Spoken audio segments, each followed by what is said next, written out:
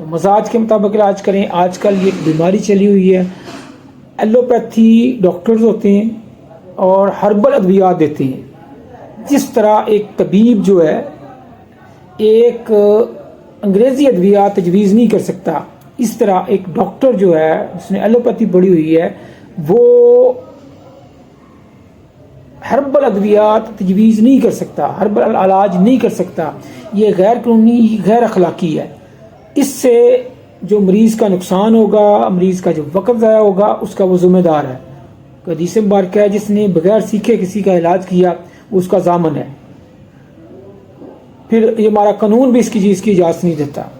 لیکن دھڑا دھڑ نسخے ہیں, دھڑا دھڑ چل رہا ہے. لیکن طب میں جو طب یونانی ہے, جو قانون مفرزہ ہے, جو آیورویدک ہے, جو even PCM traditional Chinese medicine, اس میں علامتوں کا علاج نہیں ہے. علامتوں کا علاج ایلوپیتھی میں ہے.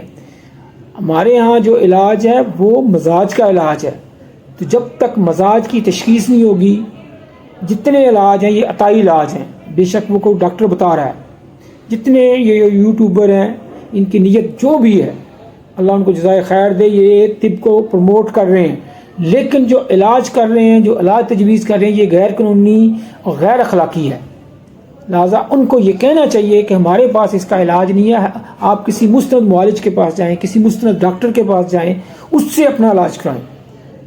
تو لہٰذا یہ لوگ جنہوں نے تشخیص نہیں سیکھی وہ پہلے تشخیص سیکھیں پھر علاج تجویز کریں.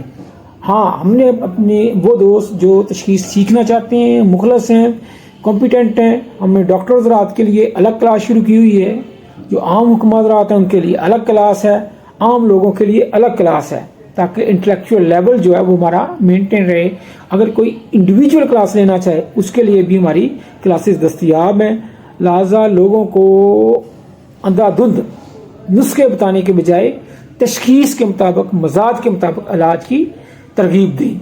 بہت شکریہ. اگر یہ ہماری باتیں پسند ہوں ان کو لائک اور شیئر ضرور کیجیے تاکہ کسی کا بھلا ہو. والسلام. حکیم ملک مشتاق احمد قادری.